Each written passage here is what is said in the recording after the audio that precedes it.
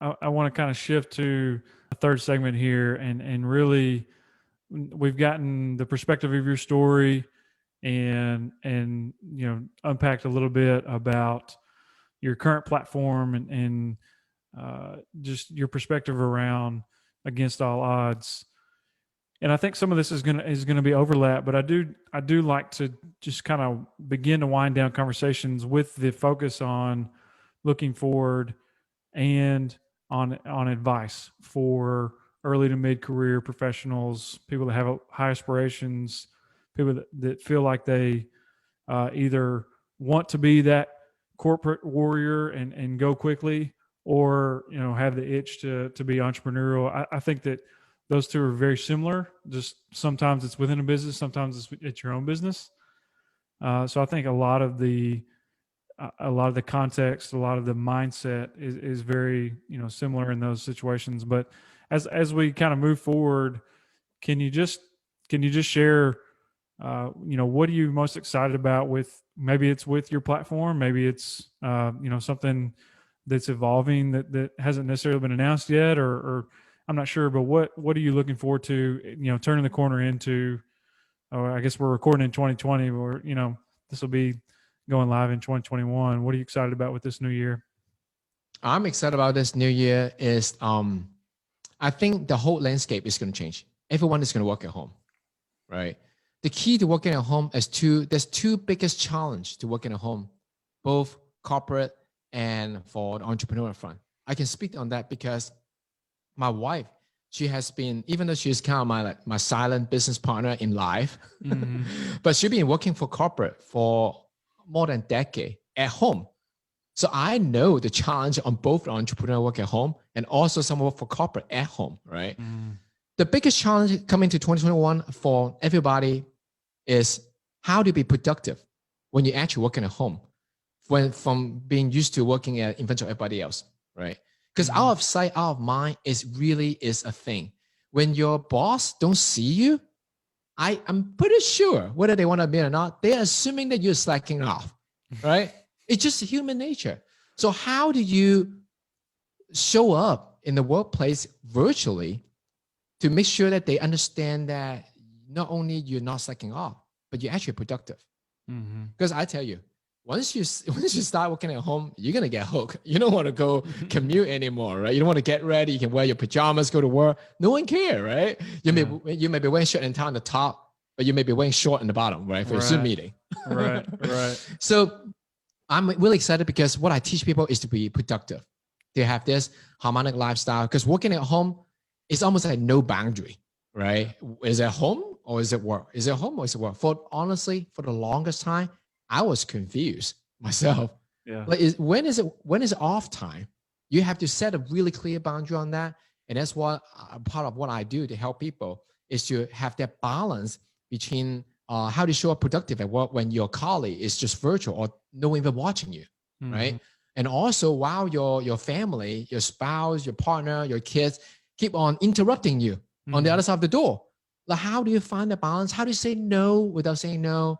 And how do you show your boss that you're actually being productive when they cannot see you, that putting your head down and leave at 7:00 at night? So that's why I'm so excited, because what I teach is help people to achieve that. Yeah. No, I think that's very relevant. And like you're saying, you have that context of your wife being that corporate warrior, from the house. I think that's where, that's where a ton of the opportunity is. I think that's where the biggest connection between that corporate warrior and entrepreneur come in the context of this discussion with, yes, you have to be a little bit more disciplined and consistent. And you want to make sure that you're communicating what you're doing, even if it's not relevant. I know that was one of the things for me, and the way I think about when I manage my team is earlier in my career, even being on site, right? I came from a manufacturing, start in my career. So I was face to face, right, with my team and boss and et cetera, on a minute by minute basis, and still there, even with that, intimate face to face contact all day long, there's still an element of if I'm a high achiever, I want to make sure that the things that I'm doing that aren't necessarily visible at face value are being communicated without me coming across as like a self promoter, or making like it's all about me, like it's about the team. And so I think about things like that in terms of where we're at now, and you want people to have clarity around what they're supposed to be doing, but you also want to be able to extract out the things that when people go above and beyond, without forcing them to have to be waving a flag and say, "Hey, look at me, look what I did." So I think more of the responsibility goes on the managers at that point,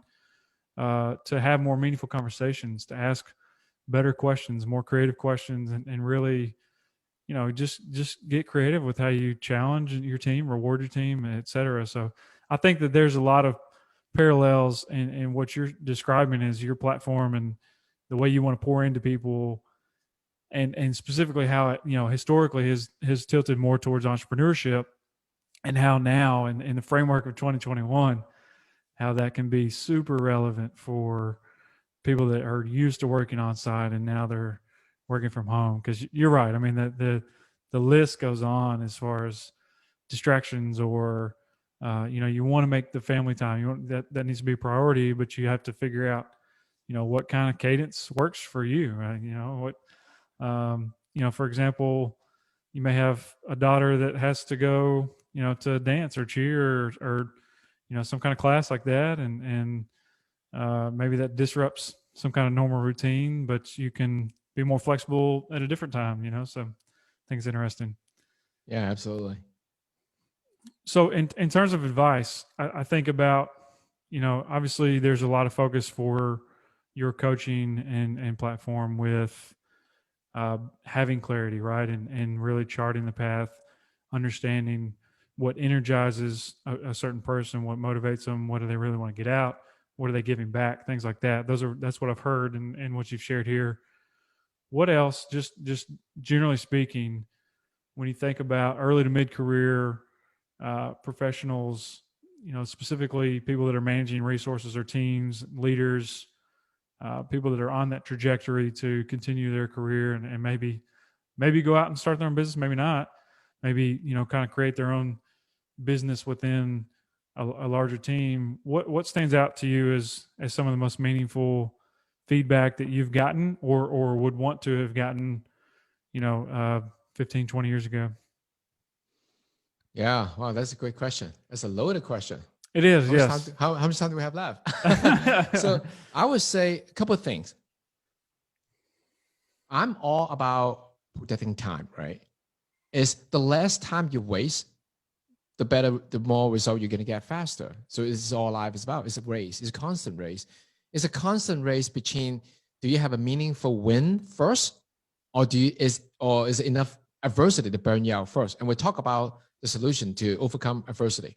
Now let's talk about how to accelerate to have enough meaningful win, right? Whether you are in a professional career or on a virtual starting a new career, or like you say, start a business within the company. A lot of companies support that, right? Mhm. There's two steps to that. The first step is to truly ask yourself who you are.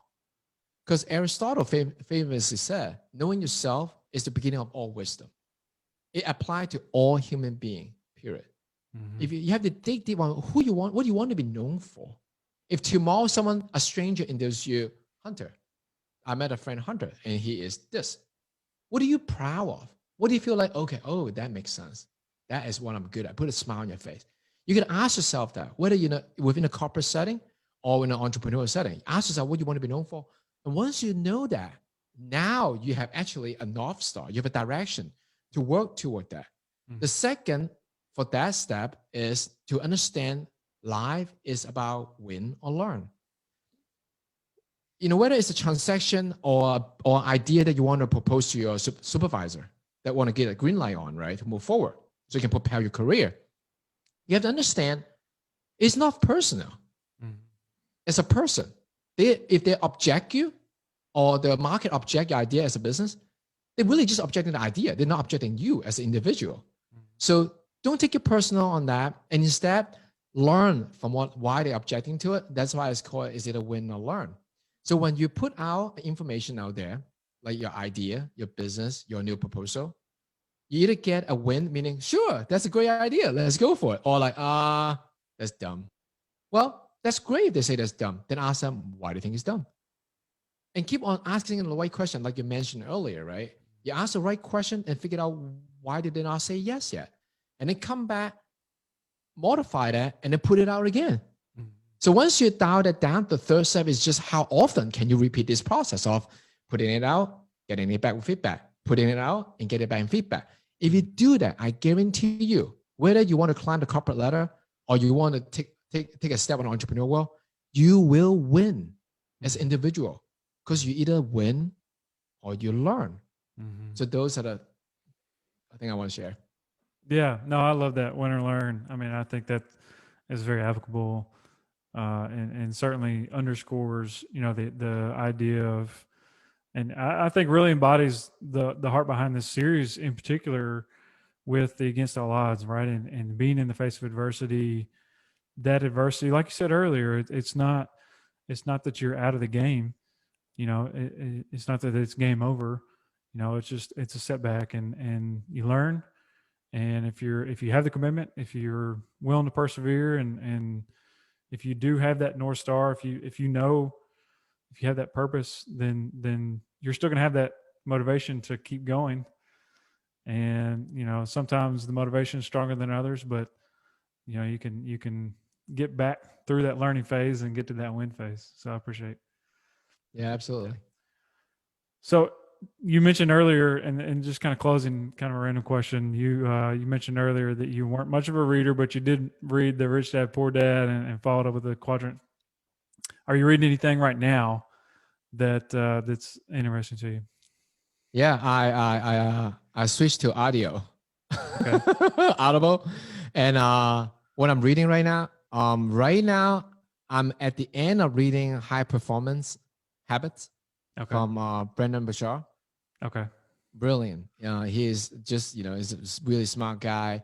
He have basically everything he taught is based on he have done it, and the hundreds of thousands of people that he has served that I respect a lot. Someone like him. And then the book right before that was The Soulful Art of Persuasion by Jason Harris. Mm. And as a very interesting book, as not only at first I thought is wow, this is kind of like a marketing book, but as I dig deep to it, it really is a book that everybody should read. It's to teach you how to be authentic, so you can be an attractive character, so people will listen to you, right? It's all about selling your idea. Every day we are salespeople. Whether you sell your kid to take a bath, you sell your spouse to go to this restaurant, or let you play 10 hours of video game or go to a football game, or you sell your boss why should they promote you, or you sell to your audience why they should buy your stuff. It's all about selling. Right. But the ultimate way to be selling is to be who you are, to believe in what you're selling, so you can be persuasive. Yeah. So that's another book that I just finished, and I like it's really amazing. So I love that. That's cool. Joe, so what's the best place for listeners to find you and connect with you? Awesome. Glad you asked. The best place to find me is on my website at www.therealjoelau.com. So I'm therealjoelau.com. And better yet, there's a link there is for personality assessment. And I'd love to have you have the opportunity to take it. It's because, like I mentioned earlier, Aristotle famously said, knowing yourself is the beginning of all wisdom. So I offer this 90-second personality test, which is a value-based for you to take. So it's only take you 90 seconds. And after that, I will offer you 3 custom productivity tips that help you get things done faster and stress-free. Because once you know that, life is all about maximizing your strength and delegating your weaknesses. So go take the test. Awesome. And that I will have links in the show notes, but that's the real Joe Lau, JOELAW.com. LAU. I'm sorry. I said W. Okay. Yeah. JOELAU. I'm sitting here looking at it. .com. So check out Joe's website, take that personality assessment. Well, Joe, it's been a pleasure. I really appreciate your time. There are a lot of things that, if we had a few hours, I would definitely love to just kind of continue to hear you unpack some of this wisdom that you shared. And I just glad we connected. Truly appreciate your time and what you shared here on the Cows Podcast. Yeah, thank you so much, Hunter. It's been fun.